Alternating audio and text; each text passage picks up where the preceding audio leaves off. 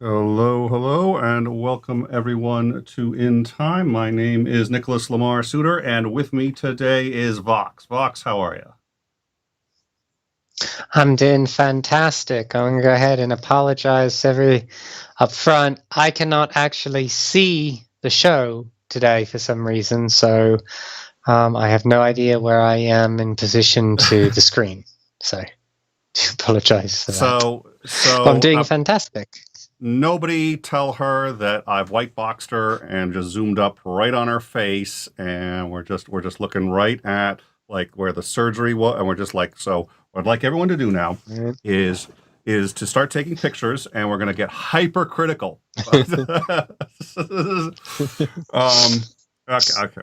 Uh, So I got the stitches out today, oh, which is good, nice. good, good.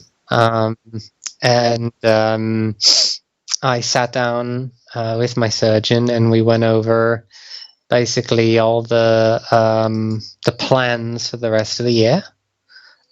I got my next date. So the next surgery is going to be April 14th. And we also discussed the final two pieces of the puzzle as far as like direct surgical intervention goes. And then I told her about next week's program, and so she's actually going to be in the live chat, Oh, my surgeon, next week. oh So my. um, Wait, I have wait, a which sort of guest. which ones aren't? Which one's next week's program? Now I'm confused because I wasn't sure. I I thought we thought. no. Listen, let's absolutely. I think we're gonna have to change. We're gonna have to change. I don't think it's gonna be the ontology of gender per se because we don't have someone for the other side on that. But I think we should definitely have some sort of. It's gonna be a discussion on it. But yeah, it's not gonna be the same. Not gonna be this. That's all right. We'll figure it out. We're nothing if not flexible. So and I do apologize. There's a little lag. I'm not sure where that's coming from, but I will check on that and see if I can do something about that in a minute. Last couple of times it hasn't been us. It's been YouTube. So hopefully we'll I have a couple of ideas. Maybe I can sort it out a bit. But in the meantime, we do have. So let's see. We got the gender studies or the ontology of gender. We haven't figured out a name for it. That's next Tuesday. Rundown this Thursday. We also have tomorrow our patron hangout. Vox, I hope you can make it to that. That's going to be 2 p.m. Eastern Standard Time. So patrons, supporters, anybody who, if you support us in any way, if you're a mod on the Discord, if you're, what is it? If you're supporting us on YouTube, supporting us as a patron, anything like that, we would love to have you come by and chat with us. It turns out, I went through the fine print. If you are a head mod, you are not permitted. I don't know how that got in there, but that's just you can't show up if you're the head mod.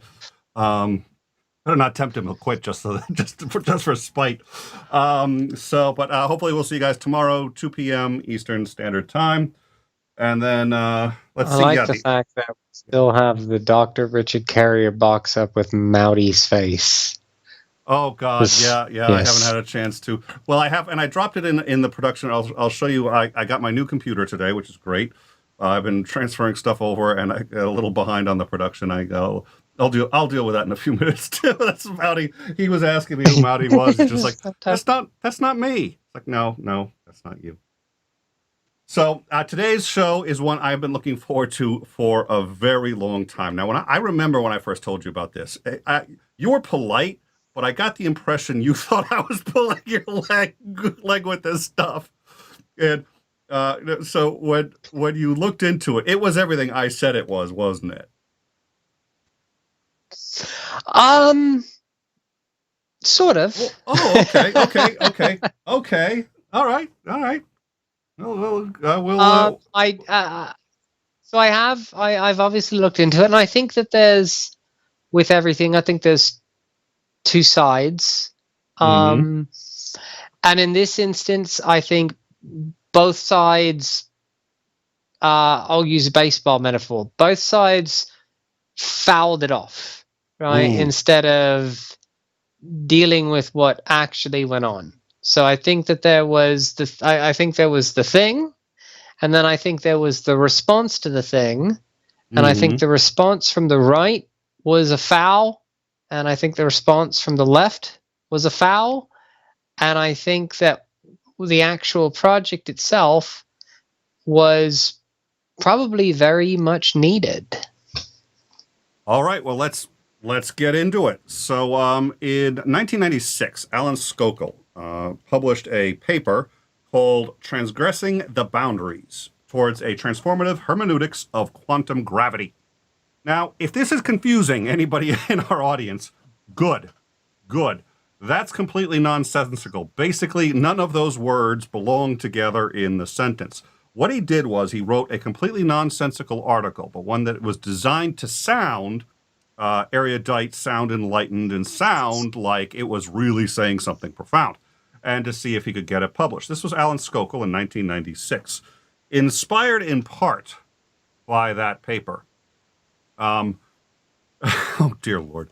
Sorry, I got distracted by a live chat. Inspired in part by that paper, a group of academics, James Lindsay, Peter Boghossian, and Helen Plunckrose, decided that they wanted to see what they could get published. Now, they had been concerned by what they felt was bias in academic papers and academic journals, bias towards political correctness and woke ideology over truth and facts.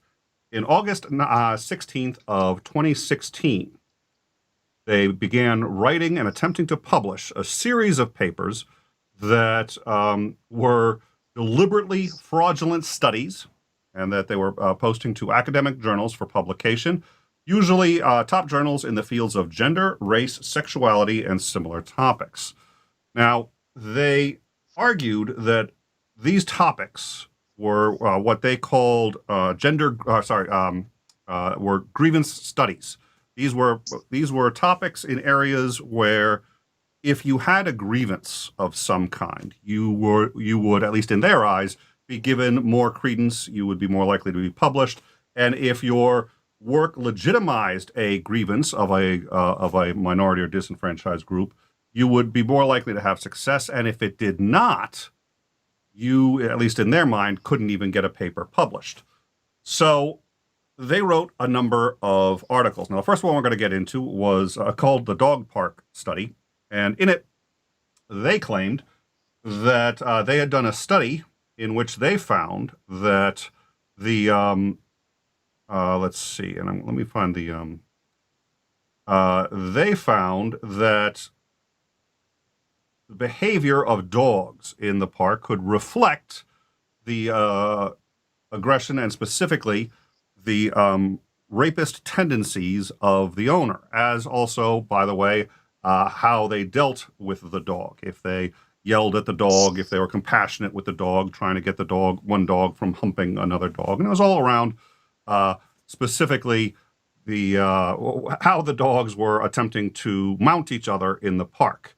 The abstract was as follows. This article addresses questions in human geography and the geographies of sexuality by drawing upon 1 year of embedded in situ observations of dogs and their human companions at 3 dog parks in Portland, Oregon. The purpose of this research is to uncover emerging themes in human and canine interactional behavior patterns in urban dog parks to better understand the human decision-making in public spaces and uncover bias and emergent assumptions around gender, race, and sexuality. Specifically, and in order of priority, I examine the following questions. 1. How do humans manage, contribute, and respond to violence in dogs? 2. What issues surrounding queer performity and human reaction to homosexual behavior amongst what issues surround queer and performity and human reaction to homosexual sex between and amongst dogs? And 3. Do dogs suffer oppression based upon perceived gender? It concludes by applying Black feminist criminology categories through which my observations can be understood and by inferring from lessons relevant to human and dog interactions and to suggest practical applications that disrupt hegemonic masculinities and improve access to emancipatory spaces. This was that article, and it was the first of their articles that was published In the end, they wrote 20 articles. 7 were accepted for publication. 3 were, 7 were actually published. Another 3 had been accepted but not yet published. 6 more were under consideration, and 6 had been rejected. Now, this was going well, and they were going to try to expand it and see what they could get in more prominent journals published, when the New York Times inadvertently busted one of them, discovering that the author did not in fact exist. Before this was investigated any further, the 3 of them came clean and admitted to having faked all of these papers.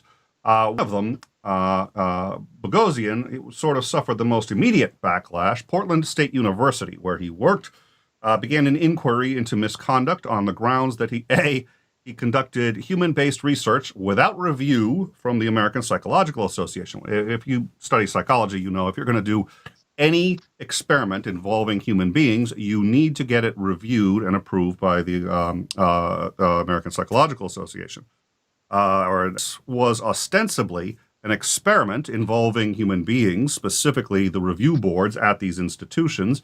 He failed to get it reviewed and violated ethical practices in psychological experimentation. Further, they argued that he fabricated evidence, which is in fact true, and that was a violation of their code of conduct, and that he should be removed from his position at Portland State University. Daniel Dennett stated that, frankly, the targets of this study could learn a few things, quote, learn a few things about academic integrity and research that is done in good faith. Richard Dawkins came out and said, listen, this is kind of like getting mad at George Orwell because he wrote a satire novel in which pigs stand on 2 legs. And psychologist Jonathan Haddett said that the authors of these studies are in fact whistleblowers, and they are receiving the usual ad hominem attacks and hatred reserved for people who expose major faults in the industry. The main objections, as I understand it, to their work, aside from the APA issue, was that also they had no issues. Since there was no control, a lot of people are saying that everything they did should be dismissed. So I think we should get into some of their other more controversial studies and what they printed. But nonetheless, that there, in short, is what has since been dubbed the Grievance study. So, Vox, what's your take on it? Well, so I think that it's important to have checks and balances in everything that we do, and transparency is something that is really an integral part of the capacity to trust something. And transparency is something in the academic review process that is sometimes or oftentimes lacking. And I think that this is something that is something that exposes that. I certainly can understand why people might have felt slighted by this, especially the publications that were used by these people in order to get their fraudulent papers posted. But I happen to agree with Dennett and Dawkins here that, any pushback on this just further kind of proves the point of Boghossian and his cohorts. I do agree with some of the criticism that said that this is something that is true of almost all academic peer review processes, but they've used that as a defense, and that's not a good defense. It's like, oh, okay, well, this is true of all things. Well, the fact that these could get through in what most people would consider soft sciences, if it can happen in the hard sciences too, then we've got a problem. Especially when we now live in a society where our sources, where science is called into question at its very foundation. We can't afford to have issues like this. So I think what these people did was absolutely necessary and fantastic.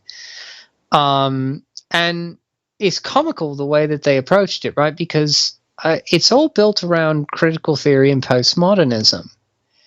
And critical theory and postmodernism have had, a lot of pushback. Now, I'm a proponent of critical theory. I'm a proponent of critical race theory. I'm a proponent of critical gender theory. I think they have their place in the broader academic fields.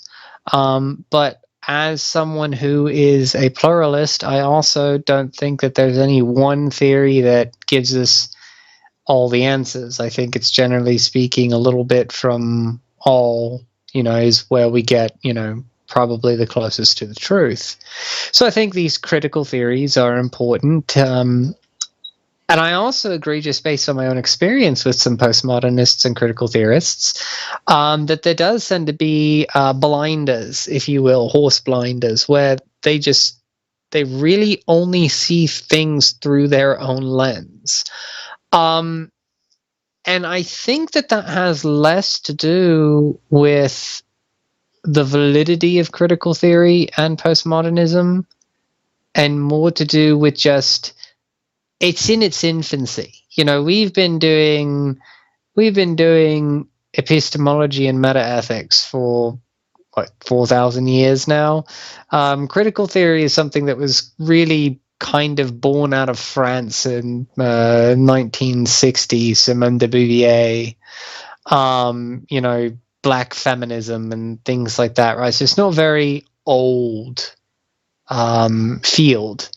And so that's what these guys were really looking at, is the soft sciences, the gender sciences and things like that, and the trigger words that they used. And, so like one of the studies I think that you alluded to that they were able to get published was conservative men using dildos in order to combat their homophobia.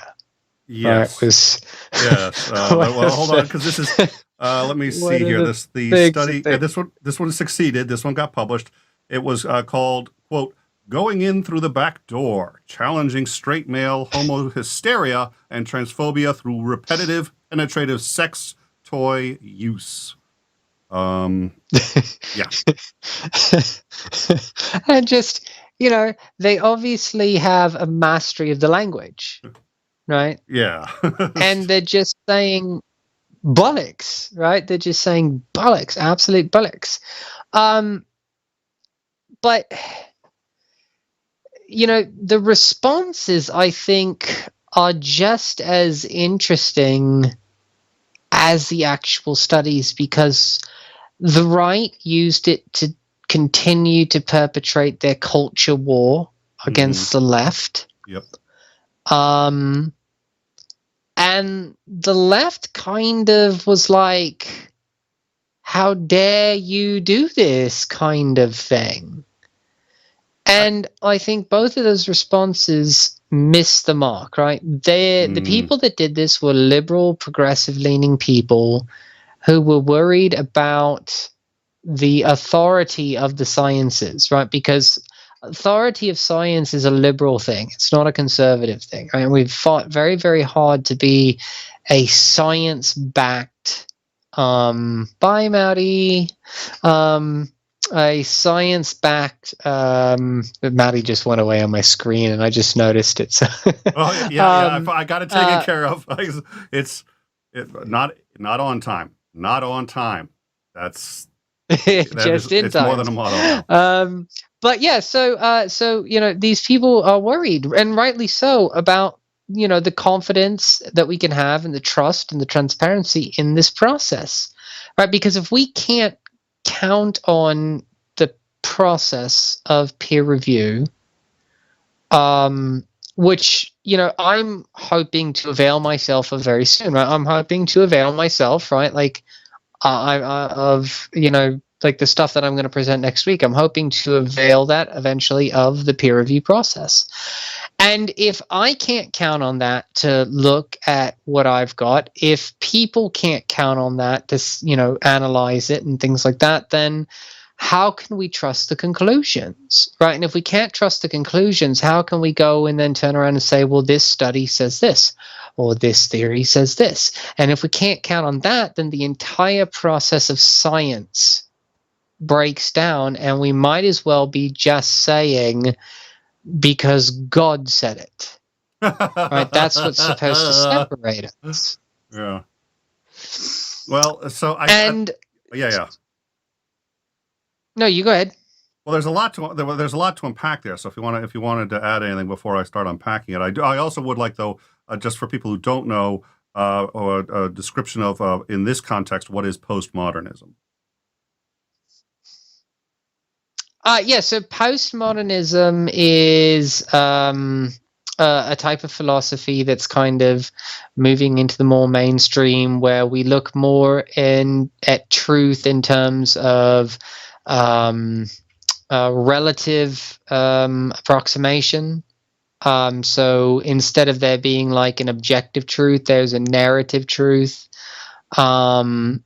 That things are so, like instead of like things being objectively understood, objective facts, we have social constructions and things of that nature. And so you might, like, anytime you've ever heard somebody say, well, that might be your truth, but this is my truth, they're talking about, postmodernism. Anytime you've ever heard somebody say truth is relative, right? They're talking about postmodernism. And it's a critique and a departure from modernism, right? Which is kind of where we're at, right? We're in maybe the end of modernism, or maybe a great revival of modernism. Who knows? But modernism, of course, being the idea that there are objective facts, that we base our structures on these objective facts and truths, and we operate at those things, where postmodernism says a lot of this stuff is relative. And again, being a pluralist, I think they're both right. I think there are some things and that we base our society on, and I think there's some relative things that we base our society on as well. So I don't think either one's right, but that's what postmodern philosophy is understood as, to be past modernism. So it's going to more be, and we see its influences mostly in art and literature, filmography, social sciences like women's studies, gender studies, feminist studies, things like that. Places where we're using race studies, right? Places where we're using narratives to combat perceived critical and institutional discriminations. Hence, grievance studies, right? People that have grievances, so institutional racism, institutional misogyny and sexism, sexual discrimination against LGBT people, right? That's where a lot of this is born from. So that's what postmodernism is in a nutshell. All right, perfect. Super chat, $5 from Jake. By the way, one interesting. Oh yeah, go ahead. Super chat from Jake 4D for $5. Wouldn't getting approval from the psychological board poison the well or otherwise taint the data as well, as they were essentially a part of their study? That's an interesting argument, and that's why I have an issue with it. It would actually make them at a minimum complicit in it, since it is studying ostensibly the very institutions that they're there to protect. So I think it's an example of observation, not observation error. What is it? The observer effect, which is, it's all of a sudden now you've inculcated them into it in one way or another. Would it taint the data? It absolutely would make that a possibility. I don't know that it would for certain, but it's a problem, because those people are going to talk. As soon as you tell the board, they're gonna talk to other people, and you may have the additional problem. Now, this isn't a reason not to follow the rules, but you may have the problem. What they were essentially arguing was, look, you can't do. If you did these and then found out that, hey, there was nothing there, you wouldn't get anything published. If you found out that there wasn't racism in an area where one expected racism or sexism or so on and so forth, they said, no, it's actually something else. What they're saying is you couldn't publish a paper like that in these areas, in these grievance areas. The conclusions are already decided. And if you have a paper that reaches, no matter how good your paper is, no matter how well done, no matter how valid your study is, if it reaches conclusions that are not politically correct, you're not going to get it published, was their argument. If you do a really bad job and invent the thing, just completely invent it, and again, from the back door. I mean, wow. And they even said, you can see interviews with them, and they're like, "Yeah, we were trying to be as obvious as possible that this has to be fake, without outright saying this is fake." And they're like, okay, if you still use the right wording, if you still use the right vocabulary, if you still speak correctly, you can get a completely bogus study published. And that was their argument. So if you go to the APA and they say no, because, we think it's immoral, when really and this gets into the blowback that they had, really they're sitting there being offended by the very nature of this study. So there were a number of objections.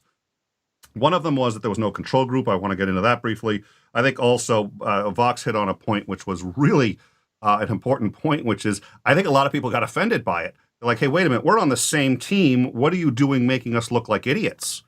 Why are you publishing this and then making us..." That's a fair question, but on the flip side, again, this is science. There aren't any teams. It's about the truth. And if this worked, that's a problem. So, the lack of control. Oh yes, please. Well, so I wanted to give like a little bit of pushback here, because I actually disagree that there was any data to be tainted to begin with, and I disagree with the idea that there needed to be a control group. Okay. Because this wasn't that kind of study, right? They weren't studying anything that could have been quantifiable. The purpose of this was merely to see whether or not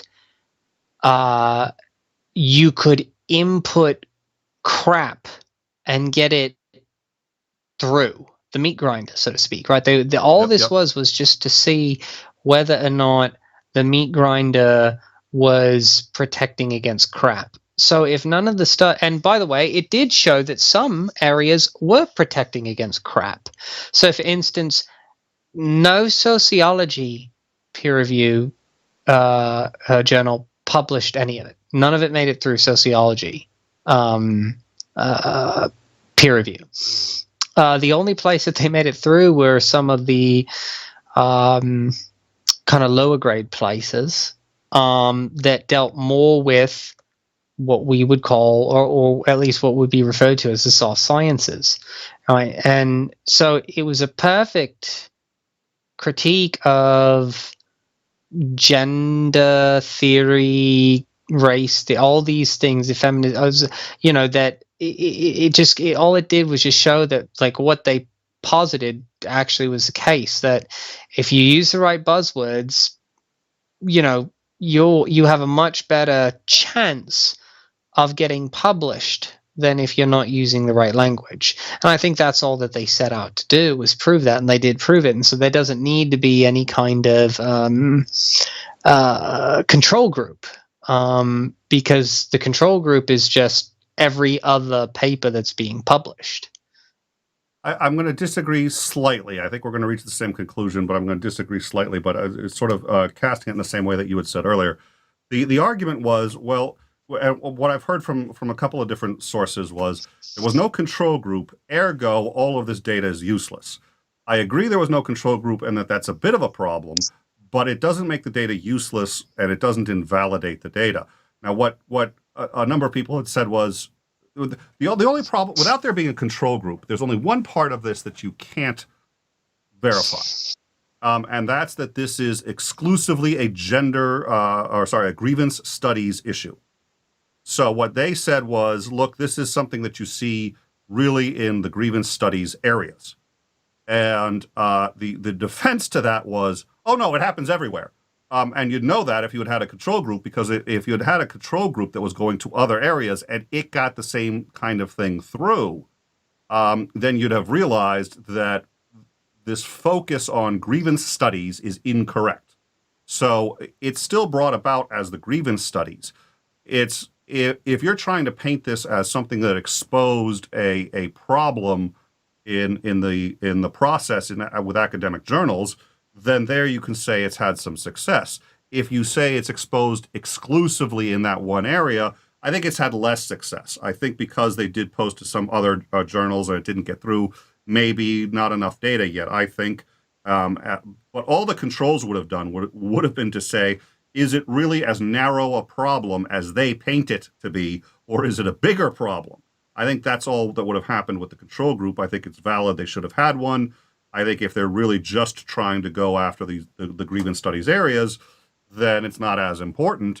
But it's funny because it's one of those where the defense is worse than the actual crime, because the defense is you don't have a control group. And if you did, you'd have realized this is happening everywhere. It's like, whoa, that doesn't make it better. That's a massive tu quoque. That's just like, does that make any sense? Yeah, I think I understand what you're getting at. Like I said, I think that the response to this on both sides missed the mark. Right? I think it really just missed the mark. Because again, I think the people so I think it did expose the fact that there are at least some areas of the scientific process in certain fields, at least, that have not guarded against this type of thing, right? Their process is more attuned to saying the right thing as opposed to doing actual science, yes, and that's a problem. And of course, the proponents of these fields are saying, basically like, this is intellectual dishonesty. These people, should have known better. They shouldn't do this, and da da da da da, which is horseshit, because if there's a problem, it needs to be addressed. And then on the other side, it's just like, oh, look, this is just proven that gender studies and fat studies and, racial studies and feminism and all these other things are just, look, we told you they were invalid nonsense, right? And both of that missed the mark. No, gender studies is a real science. Women's studies is a real science. Critical race theory is a real theory, right? These are things that have value to us. Data is never a bad thing, right? The more data we have, the more bricks we can make. We make bricks with clay. The more clay we have, the more bricks we can make. So data. It's always good, right? What you do with that data is, what makes something good or bad. So, for instance, the knowledge of how to build or splice the atom isn't good or bad, but, you can use it to power a city, it becomes good. You use it to make a bomb, it becomes bad. This isn't rocket science. Maybe putting a bomb on a rocket's rocket science, but, we all know what I'm getting at here. And so I think that we really have to just really concentrate on what these people are trying to do, and I think they succeeded. And I honestly think that we should like there should be people, I think, whose job is strictly to create bogus papers and try to stick them through the peer review process to see if they get through. Like, that would be a fantastic check on the process to make sure that it is functioning, to make sure, first of all, that people because here's the thing, this is what I think happens. As one of these papers won an award, right? One of these bogus papers actually was praised by one of these journals. It's something really to extremely. One of the comments I think was there's obviously a lot of thinking going on here, or something like that. Yeah, something to the tune of that. Park one.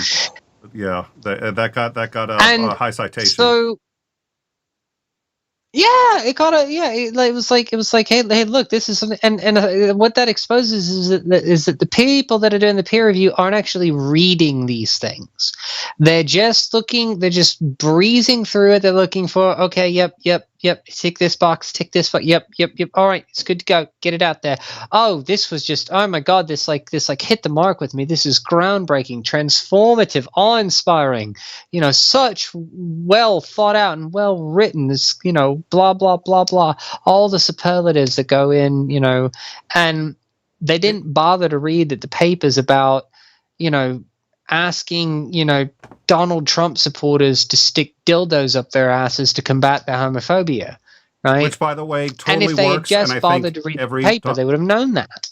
Every Donald Trump supporter should be doing that. I think it's a worthwhile endeavor. In time, we'll support and, in fact, pay for large-sized dildo. No, you know what? We've gotten off topic. I do think... Gavin McInnes. Do you remember that? Do you remember Gavin McInnes? Side note, but do you remember Gavin McInnes on his podcast? Gavin McInnes is the guy that created the Proud Boys. To prove that he was not homophobic, on camera he shoved like a massive dildo up his ass. It was the most awesome thing I'd ever seen in my life. I'm going to show you how pro-gay I am by sticking this giant thing up my butt. Right? Okay. Well, you know what? That's good TV right there. I don't know that we're going to air that, but I need a copy. I need to see that proud. Oh, dear Lord. Okay. Oh my God. Yeah. Well, the interesting thing is, I actually suspect that one they may have read, and here's why. The feedback that they got on their first submission from that was there was concern from the review board over whether or not the privacy of the dogs had been respected in the study. And they wanted more details on how the genitalia of the dog had been inspected to know whether or not the dogs had attempted intercourse and were there pictures being taken and what would happen with these pictures and so on. So there was considerable concern about the privacy of the dog. I actually had a hard time finding these studies. I finally found out they're easy enough to get, but you can't get them in any academic journals for obvious reasons. All you can find is a reference to the original study and that it's been retracted. It's been pulled. I was able to find them, and there was only one reference that I did still find, and it was actually specifically to the dog one. I want to mention a couple of the others, but the dog one was an interesting one because there was an entire article on that, and the headline had to be amended. But it was in Reason. It was in the magazine Reason, and they quoted the article, and they said, "This article is so insane it has to be fake." And I think they said, "We can't believe it's real." And they went on to say it's been peer reviewed and it's gotten through the process, so obviously it is real, but we still can't believe it. And the article in Reason said this, quote, "While the research primarily involves applying theoretical considerations from a feminist and queer theory, it draws inspiration from Black criminology." Okay, now wait. This is the article.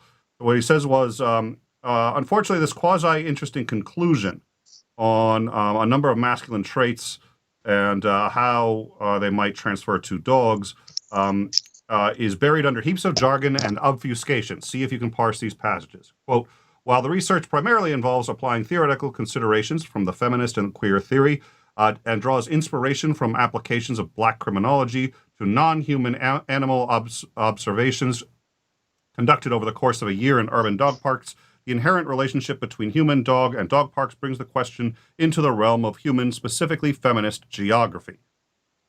He says, the article continues on to say, metaphorically, however, I'm still quoting that. Metaphorically, however, we are now better positioned to answer the question, what specifically thematic lessons can be learned from dog parks that have the potential to further equity, diversity, inclusion, and peaceful coexistence and improve human-animal spaces? The answer is that the lessons from this study can be taken as heuristics to contribute in different ways of conceptualizing and interrupting masculinist hegemonies. And the author then says, "I'm not sure whether we're better positioned at all." And that was about interrupting masculinist hegemonies. The problem with so much social psychology research is that hegemony. Thank you. Is that it cloaks finding borderline incomprehensible language of social justice, oppression, structures, feminist geographies, etc. This study found that people don't do anything when male dogs hump female dogs, but quickly intervene when male dogs hump other male dogs, mainly because they aren't cool with gay dogs. I mean to pick on Wilson, but the paper is many pages longer than it needed to be to get that information across, because she feels she needs to turn out and break out all the usual bells and whistles, and she eventually overreaches. She essentially says that since yelling at dogs is a good way to keep them off of each other and to get them to stop committing rape, yelling at men while railing against rape culture might also work. She concedes, however, that unlike dogs, men can't be leashed, and that would, quote, be politically in a method that would be, quote, politically feasible. The disappointment is palpable.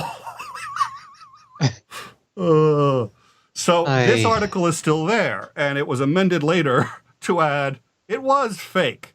And the only people who genuinely questioned it that I'm aware of was this article from Reason magazine, which I thought was worth mentioning. So so as I have been, preparing for these last couple of things we've done leading up to the ontology agenda discussion, my own personal opinions aside, the language is dense. And it doesn't need to be, right? There are times in which it's okay to have dense language, but in a lot of this, like some of the language is dense for no other reason than just to be dense, and that is infuriating. And it doesn't really help anybody in any way. Well, I think you should always try to use the language that's appropriate, and I've been accused more than once of using language that's more nuanced than is necessary, but I think you can rarely go wrong with too much nuance. But certainly language that's too either convoluted. Well, it's almost like okay, so I'm just going to call Nick out on this. So an example would be when John Shook came back on recently. And he asked you a question, about like, do you know something? And you went on to go talk about, you used technical language, and John's in the background just spinning his head, going, "Whoa!" Everything that you said was fine, right? But at the same time, you could have just said, "Yeah, I know it," right? And so there is a place for this type language, but often in these journals and things like that, right? It's just it comes off to many as people just trying to sound smart, right? You're just trying to use 3-syllable words as many times as you can, instead of saying this is the way people act, you will say their constitutive behavioral normativity coalesces with their innate and ingrained understanding of their cultural norms. What? When and so when you talk like that, though, right, eventually even the smartest people will just blur over, right? And so I think that's kind of what happened with these studies, is a lot of people, they just blurred over a bit, right? The language was so dense, they're just like, all right, she's got the buzzwords, yep, check. Dog something, okay, check, yep. Homophobia, check, yep, all right, you're good to go. It's all about toxic white men, right? Yep, okay, good to go. Well, and that's, of course, what the critics on the right use this for, right? Yes. They used it as ammunition to say, look, feminism was wrong. We've been telling you feminism is wrong. We've been telling you gender studies is nonsense. We've been telling you critical race theory is crap. Jordan Peterson, right? And so it's being used as a way to invalidate something that I think is very important.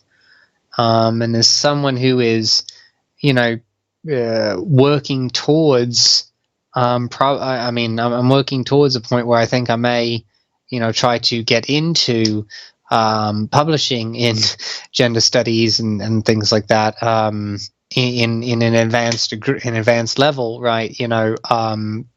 I can understand why somebody that does this thing would say, how could you do this? Why would you do this? You make us look like dummies. But at the same time, I think it needed to be done. And I think it probably needs to be done more often. And I think I really like your idea of there should just be a like white hat hackers, a group of people whose job it is to test the system by attacking it. That's that kind of adversarial process. So that's why we have, that's why we have defense attorneys. It's not a perfect process, but I think it makes it more likely that we're going to get the right guy in prison than not. But yeah, for me, I think it's about, I think using the big words, you have to be careful, because if you're using them to elucidate, that's one thing. If you're using them to obfuscate, that's another. And there are very few words that can't be used, either way. So listen, I think we called the episode that's coming up The Ontology of Gender for a very specific reason. And we had some pushback from people sitting there going like, why don't you just say, is gender a thing? I was like, that's not what we're asking. But it's we actually do shows on philosophy, so the distinction's important. At any rate, I think, yes, I think that's the problem. Is I think you're right. The language that oftentimes I think is used to elucidate, and I think there's a reason. It depends on my audience.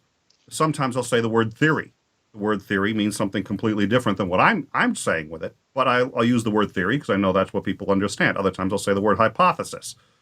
People who sit there and say, well, when you use the word theory and you use it incorrectly, you're making the problem worse. Well, that's true, but when I use the word hypothesis, people sit there going, you're just trying to show off with the language. No, there's a very big difference between the word theory and hypothesis. Like a world of difference in the right context, but that difference only matters to a handful of people. So that's another show I want to do too, is changing your language for the audience, because I think it's something we all do, depending on Hillary. Of course, I think there's like Hillary, you get screwed. There's a term for that, isn't there?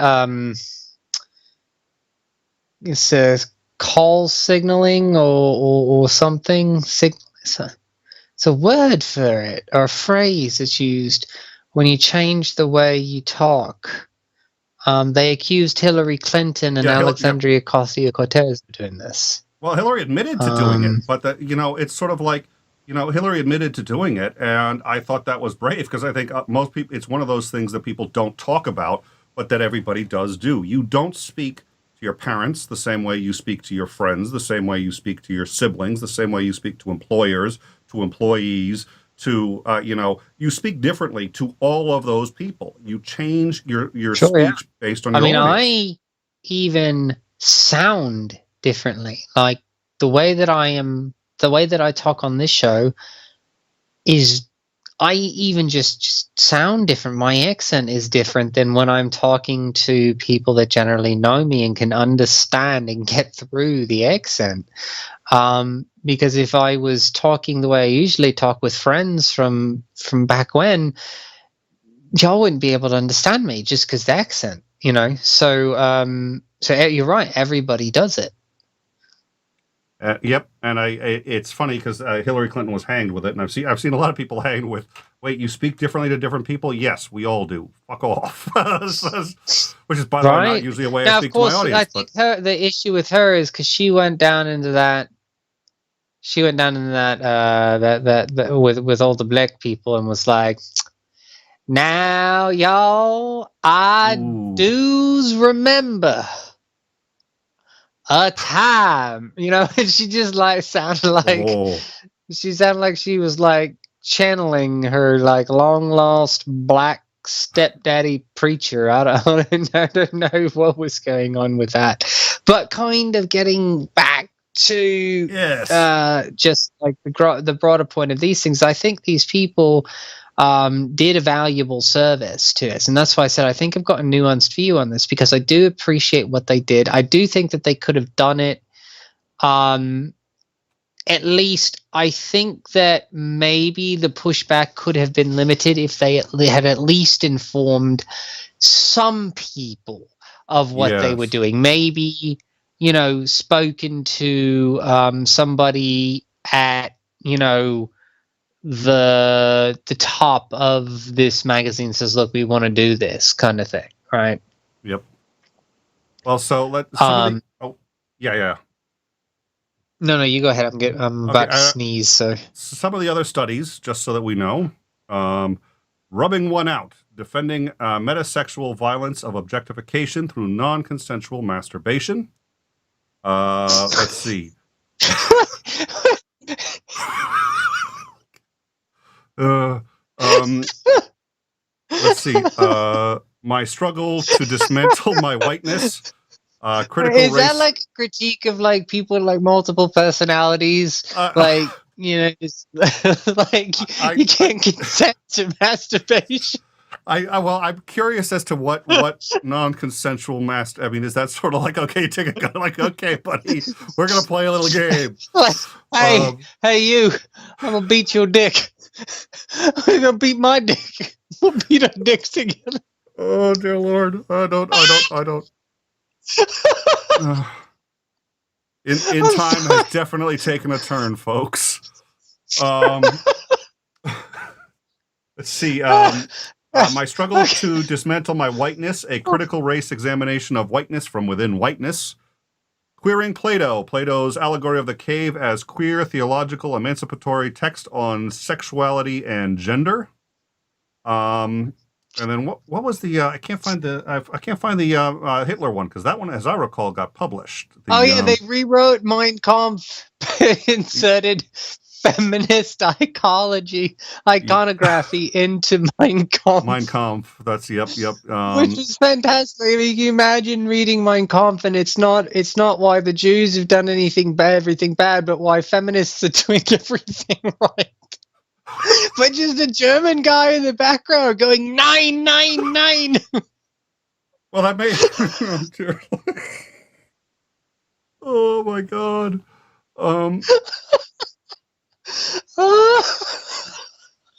So let's see the. Lost it.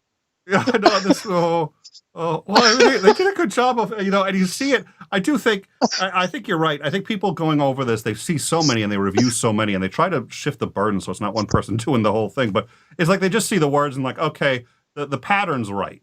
It's pattern recognition. The pattern's right. The vocabulary's right. So Mein Kampf it is. It's just like, we'll take it. And it was,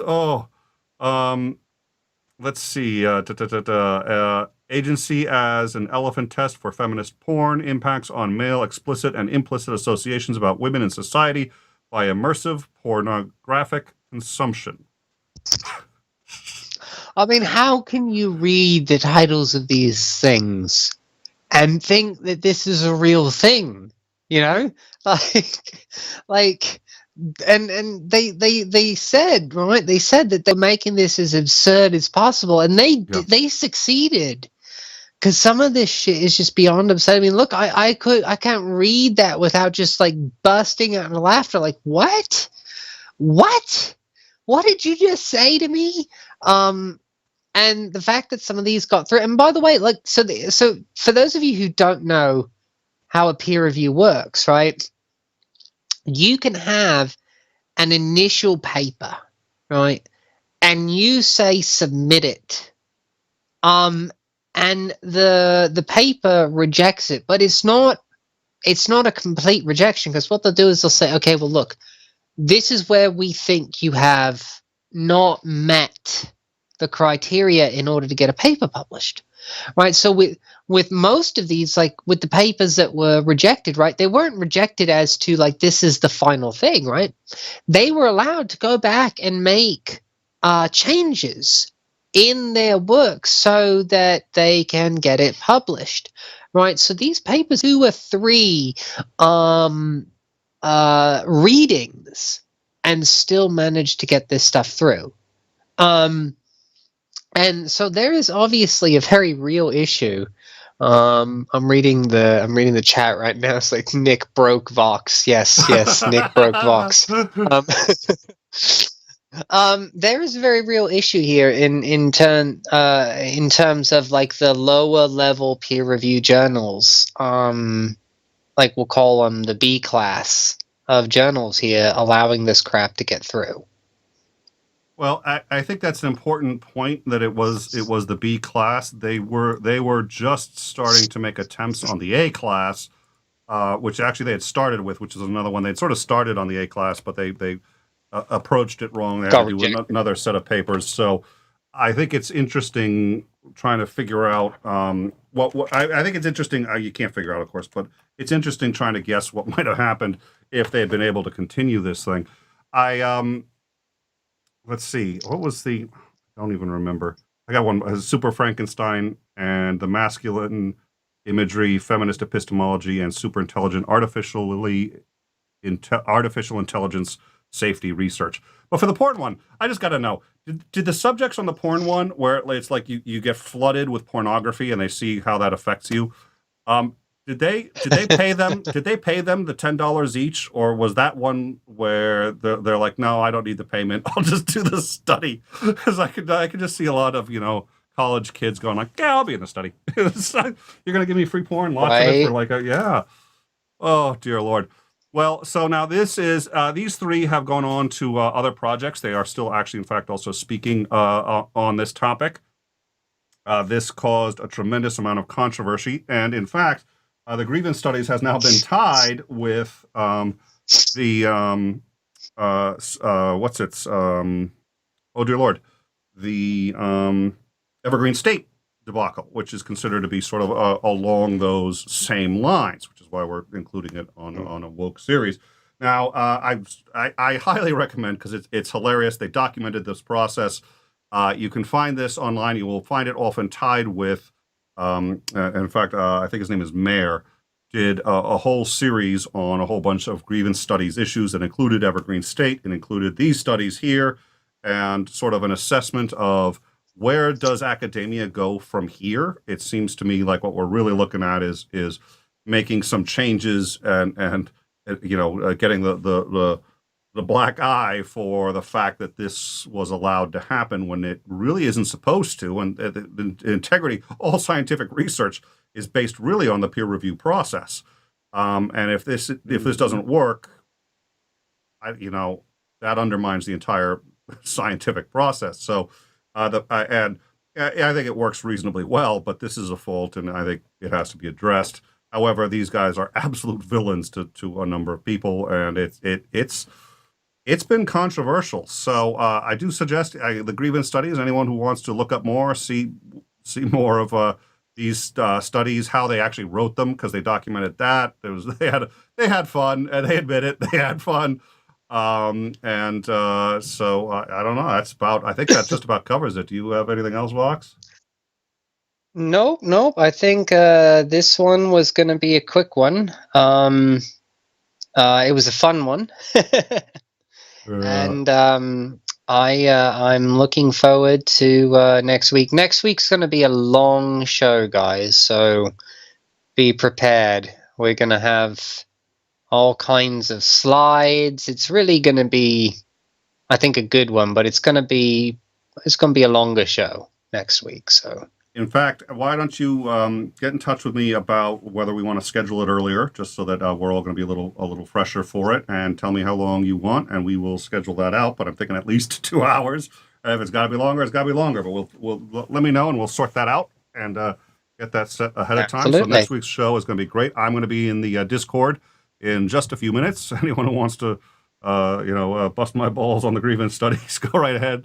Looking forward to it again tomorrow, and again, hopefully we can get Vox on board. Maybe we'll get Mowdy in. Who knows?